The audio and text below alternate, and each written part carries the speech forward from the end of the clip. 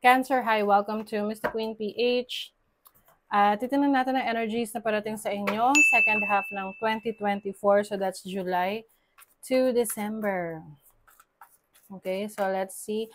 If you are interested in private readings, meron tayong link sa description at sa pinned comment. Paki-check nyo na lang. Ayan. So, tingnan natin what's coming to you. Cancer. July to December 2024. What is your overall energy? Nine of Wands. This is strength, lakas. Okay? This is also support. So, maaring medyo challenging, no? Yung second half ng 2024 for you. Pero kayang-kaya mo siyang i-handle. Okay? Kumbaga, meron ka kasing, yung iba sa inyo, magsistay kayo sa isang situation na parang nagtitiis na lang kayo. Kasi gusto nyo pang bigyan ng chance. Yung sitwasyon na yon, pwedeng sa trabaho, iniisip nyo na baka kayo ay ma-promote pa, or alam mo yun, na parang you are giving this a chance. That's why you are staying. Pwede ring relationship. However, you are also setting your boundaries. Kumbaga parang binibigyan mo ng last chance, no? Na okay, pag ito hindi pa nag-work for you, then you will do something about it na maaring hanggang dun na lang yung effort mo for that career, for that job, for that relationship. Okay? Let's see your possible challenge. Possible challenge. The King of Wands. I see some limitations.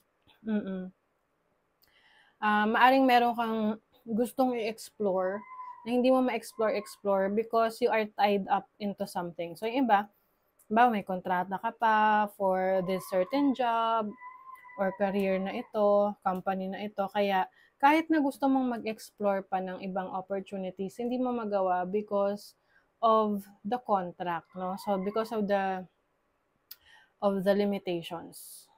Some of you are trapped in this situation. Okay?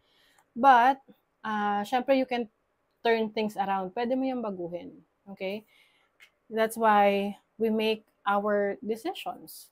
No? Every day we decide kung, sabi nga nila lalo na sa relationship, it's a choice. Every day, it's a choice. Kung ikaw ay magsistay sa person mo or sa trabaho na yan. Okay? So, let's see your opportunity. Page of Swords. I think you have the opportunity to learn more, no? To improve on yourself. This is being more curious, no? So, maaring meron kang mga pag-aaralan, i-research na gusto mo pang baguhin or maintindihan sa situation mo. You have a lot of ambition. So, maaring, kumbaga para sa'yo, fair chance na yan na, okay, sige, I will stay in this job, in this career for until this year. Kung hindi pa rin, hindi ko pa rin makuha yung dinideserve ko, then next year, I will, find another job. Ganon. Okay? So, for you, you are, kumbaga parang nire-ready mo yung sarili mo. And at the same time, part ng preparation mo na yon is to educate yourself. So you are learning more. You are researching. Okay? Let's see your blessing. The Page of Cups. So meron ditong new source of happiness for you. There's magic, there's love, there's fun. So I think ngayong second half ng 2024, hahanap ka rin ng mga bagay na magpapasaya sa'yo, situation na magpapasaya sa'yo. Yung iba sa inyo mas magiging creative. Pwedeng ito yung isa sa outlet ninyo para magtanggal ng stress. Example, you will engage yourself with yung mga fun activities sa sports, sa art, sa music. Okay? At doon mo mas makikilala yung sarili mo, doon mo mas makikilala na, uy, meron pala akong talent sa ganito, gano'n. So, hindi rin natin masyadong may explore yung sarili natin kung ang isang focus lang natin is puro sa trabaho, trabaho, trabaho, 'di ba? Kasi pagod ka na para i-explore pa yung iba mong abilities. Whereas kung maglalaan ka ng oras, like example, isang araw, no, to learn new things. You'll never know kasi na magiging very much interested ka doon. So, you have to be open to new experiences. What is the Nine of Wands? You have the Nine of Pentacles. Uy, rewarding din naman itong paghihirap ninyo, itong sacrifices ninyo. Okay? Especially in your career. So, I think, before the year ends, makikita mo kung ano yung naging resulta ng pinaghirapan mo. And I think, worth it din naman yan. So, from there, pwede ka na mag-decide if magsistay ka or maghahanap ka pa ng ibang opportunities. You have the Ace of Swords. So, I think, meron ka pang i-explore na bagong opportunities. Lalo na't napatunayan mo sa sarili mo na marami ka palang kayang gawin, marami ka palang talento, abilities, marami palang opportunities sa paligid mo dahil you are looking for it. What is the Page of Swords? Kasi may clarity dito The High Priestess. Speaking of clarity, so ayan, there's wisdom.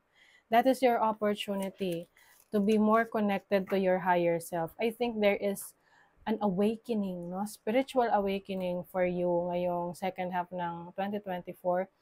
It's about realizing your capabilities, your abilities, your talents, your skills. And at the same time, nurturing them, pag-aalaga dun sa na-discover mong talento. So, for example, ikaw ay nagtrabaho sa isang company for 10 years. Pero, when you look back, wala ka masyadong naipundar. Parang kung ano yung situation mo ngayon, yun pa rin, 10 years ago. So, I think this year, susubukan mo na magstay doon. But at the same time, you will try other opportunities. And ngayon mo marirealize na, oh wow, marami pala akong iba pang kakayanan. Okay? Let's see, what is the Page of Cups? Okay, you have the Father of Wands. Yes, so definitely you are exploring other options. Some of you work sa ibang bansa, yung iba naman sa inyo connected sa talents and skills nyo, what you are passionate about. Okay? So that's what you are going to experience. That's the blessing na meron ka ngayong second half ng 2024, is to free yourself, Pagpapalaya, kalayaan sa mga limitasyon na ibigay sa'yo ng sitwasyon na yan. So let's see, money, career, finances. What's coming? Money, career, finances for Cancer, second half ng 2024. See, spirit animal. In making decisions in your business or career, follow your gut and trust your instincts. Your spirit animals are reaching out to you for guidance. Ayan. So, kung meron kang major decision sa trabaho, business, career mo ngayon, sa finances mo, you are being guided. Okay? Trust your gut, trust your feeling, trust your instinct.